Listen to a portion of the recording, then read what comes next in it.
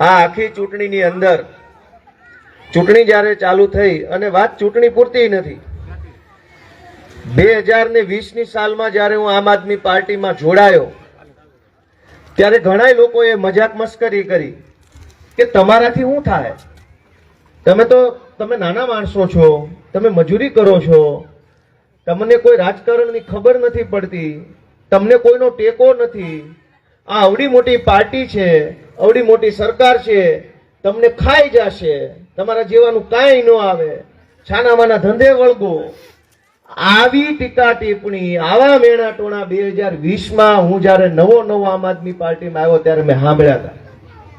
એટલે એક તો આપણી ઉંમર બહુ નાની હોય, ઉપરથી આપણે ગરીબ પરિવારના હોઈએ, ઉપરથી આપણને કઈ રાજકારણમાં કોઈ ટેકો ન હોય, અને આપણે રાજકારણમાં જઈએ એટલે મેણા ટોણા આપણને અપમાનિત કરવા, તારાથી કાંઈ નહીં થાય, તારી પાર્ટી હારી જાહે, તારો ઉમેદવાર હારી જશે, હાલ તું ફલાણા ભાઈ ભેગો પૈસા અપાવી દઉં, આવી રીતનું આપણે. નમસ્કાર મિત્રો, જુનાગઢ તાલુકાના ડુંગરપુર ગામે ગોપાલ ઇટાલિયા પહોંચ્યા ત્યારે ગોપાલ ઇટાલિયાની જનસભાનું આયોજન કરવામાં આવ્યું હતું.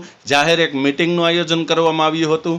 તે પહેલા ગામના ભાઈઓ, બહેનો, બાળકો દરેક લોકોએ ગોપાલ ઇટાલિયાનું ઉત્સાહભેર સ્વાગત કર્યું છે. અને ત્યાર પછી ડુંગરપુર ગામના અને આજુબાજુના નવયુવાનો જે આમ આદમી પાર્ટીમાં જોઈન્ટ થયા છે તેને ગોપાલ ઇટાલિયાએ ખેસ પહેરીને સ્વાગત કર્યું છે. મિત્રો, ગોપાલ ઇટાલિયાએ પોતાના જીવનની જે પાયાની વાતો છે તેને લઈને શું કહ્યું છે તે સંપૂર્ણ માહિતી આ વિડીયોમાં આપણે મેળવશું. તો ગોપાલ ઇટાલિયાએ જે ભાષણ કર્યું છે તે ધ્યાનથી સાંભળો અને ગામના લોકોનો ઉત્સાહ કેવો છે તે પણ તમે જુઓ. સાંભળીએ હવે ગોપાલ ઇટાલિયાએ શું કહ્યું છે.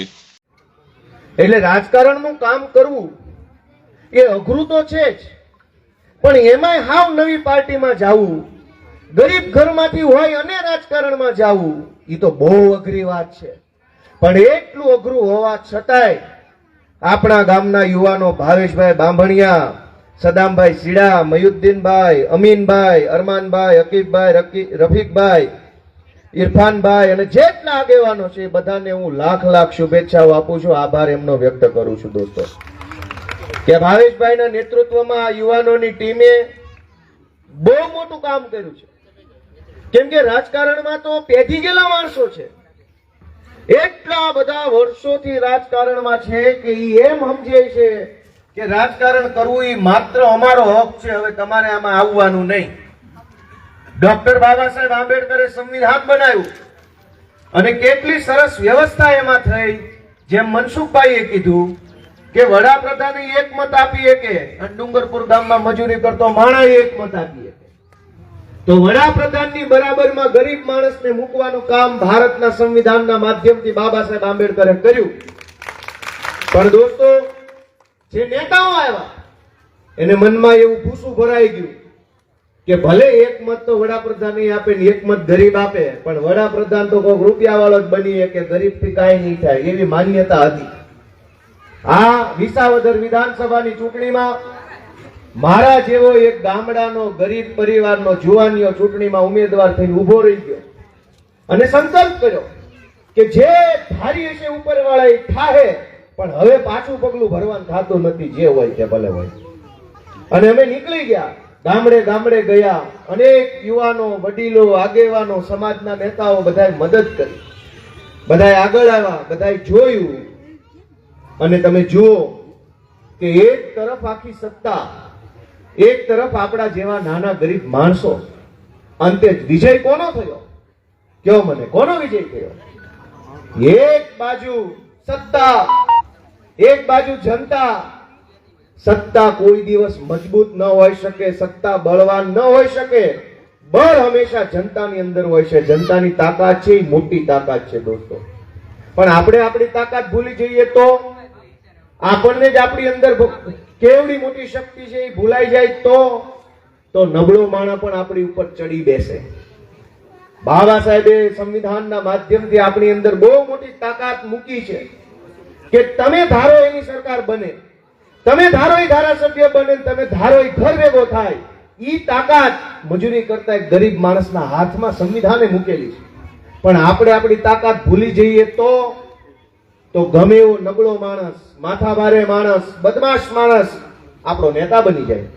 અને પછી આપણે એની પાછળ પાછળ કાયમ ભાઈ સાહેબ બાપા કરવાનું, હાથ જોડવાના, જાણે કે ભીખ માંગતા હોય એવી રીતે કરવું પડે.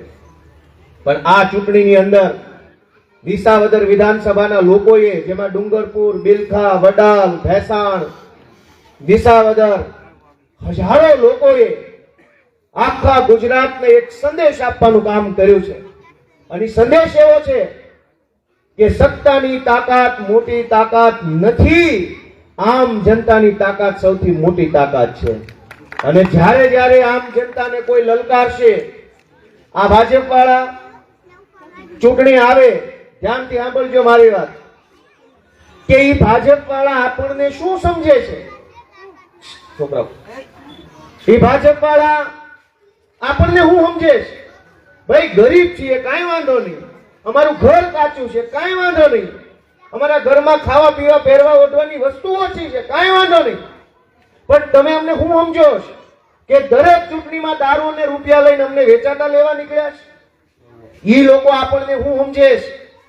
દરેક ચૂંટણીમાં ભાજપના માણસો દારૂ વેચે, પૈસા વેચે. આપણે નક્કી કરવાનું છે કે આપણને સમજે છે હું કેમ ઈ દારૂ લઈને રૂપિયા વાળાના ઘરે નથી જતા, આપણા ઘરે જ કેમ આવે છે? એનો અર્થ એવો થયો કે આપણને હું સમજે છે. મિત્રો, હજી પણ ગોપાલ ઇટાલિયાનું ભાષણ અધૂરો છે, તે છેલ્લે સુધી ખાસ કરીને સાંભળજો. હજી થોડો વિડીયો છે તો છેલ્લે સુધી જોવાનું ચૂકશો નહીં. મિત્રો, તમે આ વિડીયોમાં ચોક્કસથી કોમેન્ટ કરજો કે આ ભાષણને લઈને તમારું શું માનવું છે. જોઈએ હવે ગોપાલ ઇટાલિયાએ શું કહ્યું છે અને લોકોનો કેટલો ઉત્સાહ વધાર્યો છે. કે આ બે પેક મારી જાય મત દઈ દેશે એમ. દોસ્તો, હું યુવાનોને વિનંતી કરું છું કે સંવિધાનથી તાકાત તો મળી છે આપણને, પણ આપણે જ આપણી તાકાત ભૂલી જશું તો કોઈ ક્યારેય આપણો ઉદ્ધાર થવાનો નથી. નેતા બદલાશે, પાર્ટી બદલાશે, સરકાર બદલાશે, મંત્રી બદલાશે, પણ આપણી પરિસ્થિતિ ક્યારેય નહીં બદલાય જો આપણે જાગૃત નહીં બનીએ તો. પરિસ્થિતિ બદલવી હોય તો નેતા બદલવાની જરૂર નથી. પરિસ્થિતિ બદલવા માટે આપણા વિચાર બદલવા પડશે, આપણી આંખ ખોલવી પડશે, અને આપણી આંખની સામે જ્યાં ખોટું થતું હોય ત્યાં ખોખારો ખાઈને બોલવું પડશે, ભાઈ આ ખોટું છે, હું ભલે ગરીબો પણ ખોટું ખોટું છે. એ બોલતા આપણે શીખવું પડશે. દોસ્તો, આ બધા યુવાનોને તો હું વારંવાર રિક્વેસ્ટ કરીશ કે હાલો હવે બધા આપણે ભેગા મળીને એક ક્રાંતિની શરૂઆત કરીએ. તમે જુઓ કે જે માણસ મજૂરી કરે છે એની ત્રીજી પેઢી મજૂરી કરે છે. મારી વાત સાચી છે કે ખોટી છે? ત્રણ પેઢીઓ સુધી આપણી દરિદ્રતા ન ગઈ? આપણે મહેનત કરવામાં હું બાકી રાખ્યું? અહીં બેઠેલા કોઈ માણસે કામ ચોરી નહીં કરી હોય જીવનમાં. સવારે જાગીને વહેલા જાગીને ટિફિન બનાવે બેન્યું, છોકરા બોકરાઓને ખવડાવે, ઘરમાં હોય એટલા માણા ટેમ્પામ ભરાંટે બગસરા સુધી મજૂરી કરવા વયા જાય છે. મહેનત કરવામાં એક વસ્તુની પાછી પાની નથી કરી. આપણી બહેનું, આપણી માયું, આપણા ભાભલા, આપણા દીકરા ઘરમાં હોય એટલા માણસો સવારથી સાંજ સુધી મજૂરી કરે. કાળા ધોમ તડકાની મજૂરી, વરસાદમાં મજૂરી, ટાઈટમાં મજૂરી, રાતે મજૂરી, દિવસે મજૂરી, વાર તહેવાર હોય તોય મજૂરી. ત્રણ પેઢીથી મજૂરી કરીએ છીએ તો નળિયું કેમ નથી બદલાતું? આ વાત આપણા દિલને હલાવી નાખવી જોઈએ, આપણા મનને આમ જગાડી દેવી જોઈએ કે 3 પેઢીથી મજૂરી કરીએ છીએ કેમ નળિયા નથી બદલાતા? કેમ કે નેતા ચૂંટણી ટાણે આવે છે અને એમ સમજે છે કે આને પીવડાવી દો, 500 આપી દો એટલે મત આપી દે. દોસ્તો, આપણે બધાએ જાગૃત બનવાનું છે. નેતા છેતરવા આવશે, પણ ચૂંટણી પછી તમે મને જવાબ આપો કે ચૂંટણી પૂરી થાય એનો મહિનો ન થયો એ પહેલા તમે કેટલા ધારાસભ્ય ડુંગરપુરમાં જોયા છે? ડુંગરપુર વાળા હોય એ કહેજો, જોયા કોઈ? ધારાસભ્યને જોયા આપણા ગામમાં જ ન જોયા હોય, પણ પડખેથી ન જોયા હોય. તમારા મતથી જે માણસ ધારાસભ્ય બને એ માણસને તમે નજીકથી જોઈ નથી શકતા. વાત સાચી કે ખોટી? કામ કરે, કામ ન કરે, સારું થાય મોડું થાય એ તો પછીનો મુદ્દો છે. આ લાગે છે કેવો, આ બોલે છે કેવું, આનો વાણી વ્યવહાર કેવો છે, આવરો જાવરો કેવો છે, ખાનપાન શું છે, એ જાણવા નથી મળતું. દોસ્તો, પણ જેમ તમે છો એમ હું છું. તમને એમ લાગે કે અમે ગરીબ પરિવારમાંથી છીએ, પણ હું તમારી જેમ એક નાના ગરીબ પરિવારમાંથી આવતો છોકરો છું. અમે હિંમત કરી, પગલું ભર્યું અને પાછું પગલું નહીં ભરવાનો સંકલ્પ કર્યો ને ત્યારે આજે તમારા બધાના પ્રેમના કારણે મારું આખા ગુજરાતમાં માન સન્માન વધ્યું. દોસ્તો, તો તમે તમારી તાકાતને ઓછી ન સમજો.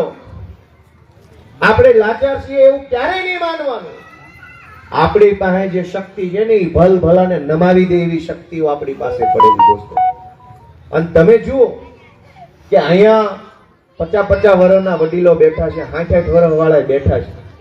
કોઈથી જોઈ છે આવી ચૂંટણી? હોય એવું કેજો, કોઈથી જોઈ છે બેન્યું? ચૂંટણી આવે તો જ્ઞાતિના નેતાઓ આવે, એ તો બધું જોયું હતું આપણે કે આ વાંધો નહીં ભાઈ, આપણી જ્ઞાતિના આગેવાન આવ્યા છે, ઓલી પાર્ટીમાંથી આવ્યા, નામાંથી આવ્યા. ક્યાંક ક્યાંક દારૂ વેચે, ક્યાંક ક્યાંક પૈસા વેચે, ક્યાંક ક્યાંક કુકર આપે, ક્યાંક ક્યાંક લુગડા આપે, ક્યાંક ક્યાંક જમવાનું આપે, ભજીયા આપે, એ બધું જોયું. પણ આ ચૂંટણીમાં જિંદગી ન જોયું હોય ને એવું આવ્યું. અટક પ્રમાણે નેતા આવતા હતા, જ્ઞાતિ નહીં, અટકવાય. તમે કયા અટકના મત આય વધુ? કે ઇટાલિયા, એટલે તરત ભાજપમાંથી એક ઇટાલિયન નેતા આવે છે. તમારે અમારું જોવાનું છે. તમારું નહીં, અમારું જોવાનું છે. અમરેલી થી આવે, ડુંગરપુરમાં આવીને એમ કે અમારું જોજો.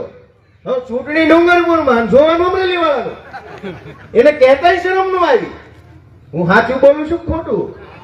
રાજકોટ થી, વંથલી થી, કેશોદ થી એ રીતના ગુંડાઓએ આમ જો કઈ દાંત વાળવાની કોશિશ કરી છે, એની વાત જ જવા દો. એટલા ગુંડા આવ્યા અહીંયા. તમે ચૂંટણી લડતા હતા કે યુદ્ધ લડતા હતા? કેટલા ગુંડાઓ આવ્યા? બે ફામ ગુંડાઓ, ને ગુંડાઓથી ધરાણા નહીં તો પોલીસને જવાબદારી સોંપી. વિજાપુરથી આપણે આગેવાનને ઉચકી ગયા મતદાનના દિવસે કે તમારી નોટિસ છે. કાં હોય ખુલ્લે આમ દારૂ વેચવા વાળાને તો કોઈ દી નોટિસ ન આવી. આમ આદમી પાર્ટીમાંથી બૂથમાં બેઠો તો નોટિસ કેમ આવી? અમે નથી જાણતા. પણ દોસ્તો, હું તમને એવી વિનંતી કરું છું કે આપણે આપણો હાથમાં જગાડવો પડશે. આપણે આપણા મનને ઢંઢોળવું પડશે કે આપણી નજર સામે આટલું ખોટું થઈ રહ્યું છે અને કેમ આપણે સહન કરી લઈએ છીએ? કેમ આપણને કઈ ફરક નથી પડતો? કેમ આપણે બધું મૂંગા ટગર જોયા કરીએ છીએ? ક્યારેક તો મનમાં ઝટકો લાગવો જોઈએ કે એ ભાઈ આમ ન હોય આમ. ક્યારેક તો આપણા મનમાંથી એવો શબ્દ નહીં નીકળવો જોઈએ. તમે વિચારો, પોલીસ સ્ટેશનોમાં જાઓ તો FIR ન લે, એ બુટલેગરની વિરુદ્ધમાં ફરિયાદ કરો તો નહીં લખે. આપણી દીકરીને કોઈક લફંગા હેરાન કરતા હોય, ફરિયાદ લખાવા જાવ તો નહીં લખે. દૂધની અંદર કેમિકલ ભેળવીને વેચતા હશે માફિયાઓ તો ફરિયાદ નહીં લખે. તમે ક્યારેય પણ ફરિયાદ કરવા જાશો તો પોલીસ તમારી ફરિયાદ નહીં લખે, પણ તમારી વિરુદ્ધમાં હામી ફરિયાદ તરત લખી નાખશે કે હું કામ ફરિયાદ કરી, એ વાતની ફરિયાદ. થાય છે જ નથી થતું, છતાંય લોકોનો હાથમાં નથી જાગતો. કોઈ પોતાના મનને પૂછતું નથી કે આ ખોટું થઈ રહ્યું છે. એક લાચાર માણસે FIR લખાવવા માટે ધરણા કરવા પડે, રેલી કરવી પડે, આખી નાચ ભેગી કરવી પડે કે મારી આખી નાચ આવો તો કાંઈ FIR લખશે. મિત્રો, આ વિડીયો પૂરેપૂરો જોયો તમારો ખૂબ ખૂબ આભાર. મિત્રો, આવા જ વિડીયો જોવા માટે કિસાન સંદેશ ચેનલને લાઇક, શેર અને સબસ્ક્રાઇબ કરવાનું ના ભૂલશો. મિત્રો, આમ આદમી પાર્ટીના ગોપાલ ઇટાલિયાના વિડીયો દરેક આ ચેનલમાં મૂકવામાં આવે છે. સાથે ખેડૂતોના હિતની વાત હોય તે પણ આ ચેનલમાં મૂકવામાં આવે છે. તો આ વિડીયોને લાઇક કરી દરેક લોકોને શેર કરજો. અને જો આ ચેનલ તમે હજી સબસ્ક્રાઇબ ના કરી હોય તો સબસ્ક્રાઇબનું બટન પ્રેસ કરી બાજુમાં બેલ આઇકોનનું બટન પ્રેસ કરી દરેક લોકોના વિડીયો શેર કરવાનું ના ભૂલશો. મિત્રો, હવે મળશું કાલે એક નવા વિડીયો સાથે. તો રજા આપશો. ધન્યવાદ.